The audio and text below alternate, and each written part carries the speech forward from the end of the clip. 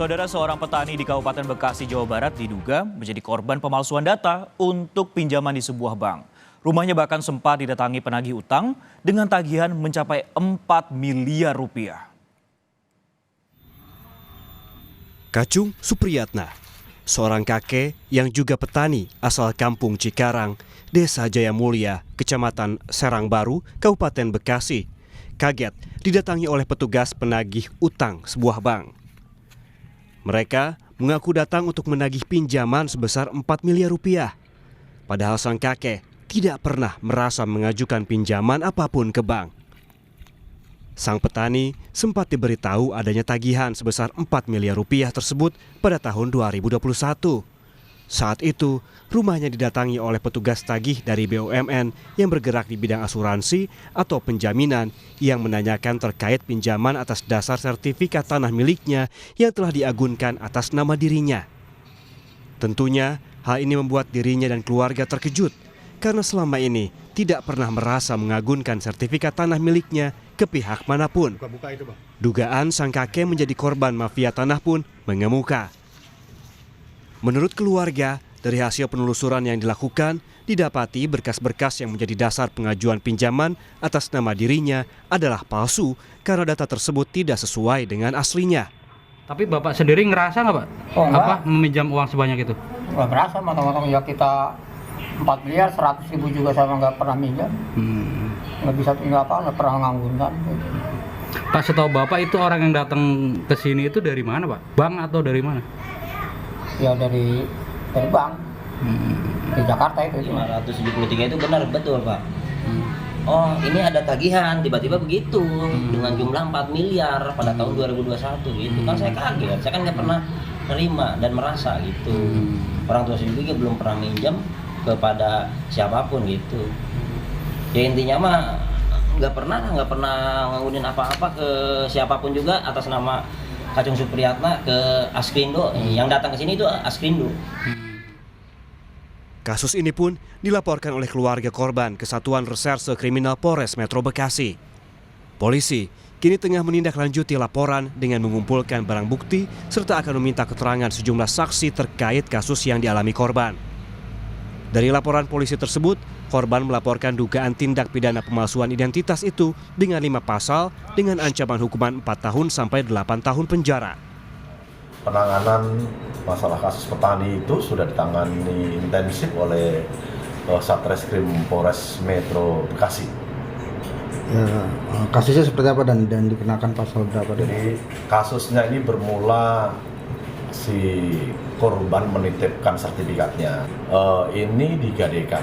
Nah, akhirnya semua dipalsukan identitas korban, kemudian semuanya dipalsukan sehingga. Selain itu, polisi juga akan melakukan penyelidikan awal dengan memanggil terlapor berinisial G. Menurut polisi, korban pernah menitipkan sertifikat tanah kepada terlapor pada tahun 2000. Diduga surat kepemilikan tanah seluas 9.573 meter persegi secara diam-diam digadaikan oleh terlapor kepada salah satu bank dengan memalsukan identitas korban.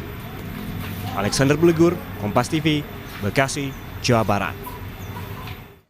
Siang ini kami juga sudah bergabung bersama Karyan, anak dari petani yang menjadi korban pemalsuan identitas di Kabupaten Bekasi, Jawa Barat lewat sambungan Zoom. Selamat siang Mas Karyan, Assalamualaikum. Waalaikumsalam, selamat siang Pak. Oke, Mas Karyan, ini kenapa kemudian awalnya ditagih pertama kali? Apakah memang sebenarnya Bapak atau orang tua dari Mas Karyan ini pernah mengajukan pinjaman sepeser pun ke pihak bank?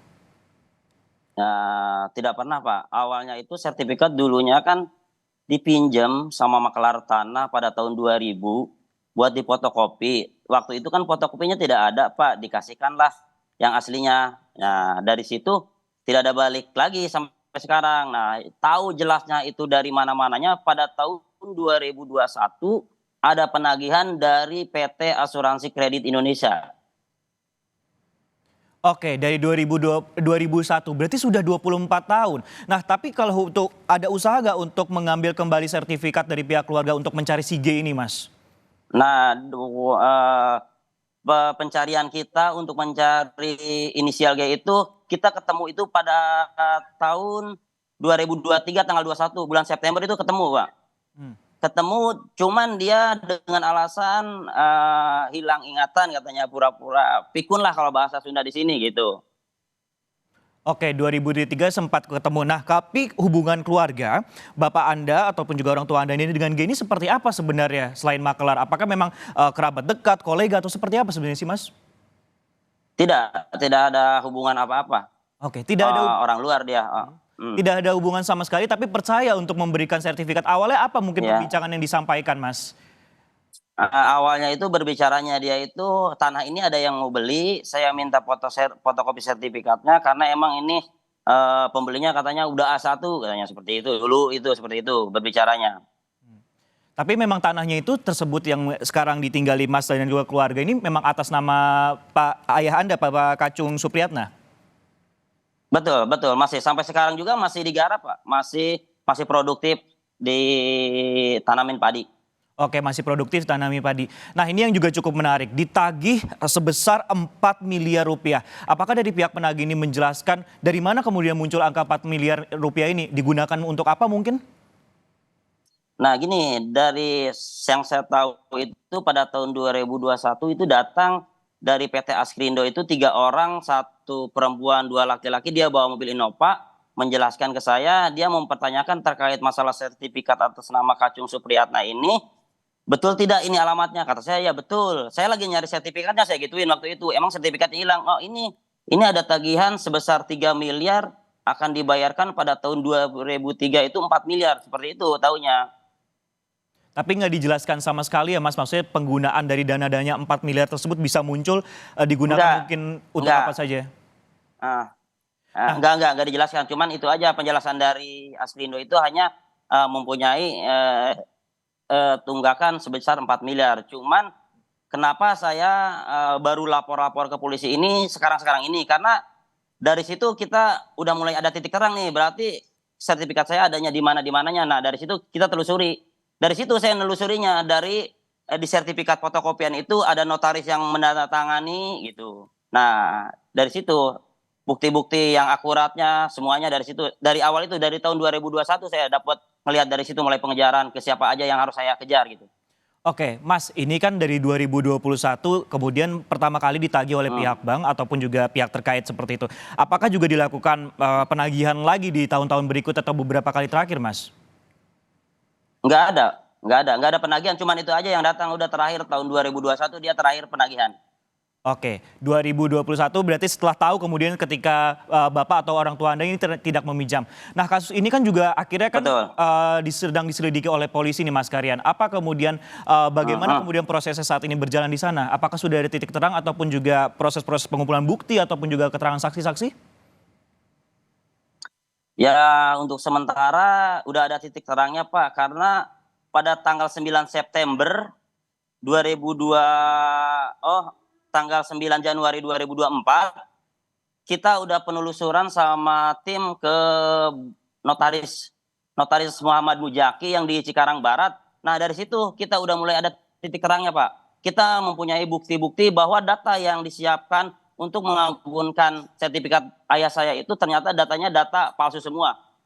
Oke, data palsu semua. Kemudian kalau dari pihak kepolisian sendiri, apakah sudah meminta keterangan dari pihak keluarga ataupun juga Mas Karyan sendiri untuk datang sebagai saksi? Saya udah datang ke Polres Metro Bekasi, kita udah buat laporan, Pak. Oke, apa saja kemudian yang dibawa dan kemudian yang pasal-pasal yang dituntut terhadap terduga pelaku ini, Mas? Pasal yang akan dituntut itu pasalnya 273, 266, 263, 264, 384, ya banyak lah macamnya.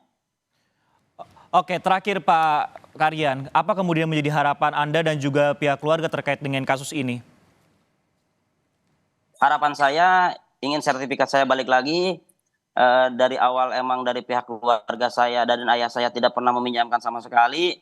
Dan pada pihak-pihak yang terkait, mohon siapa saja yang terlibat dalam kasus permasalahan ini tolong dituntas.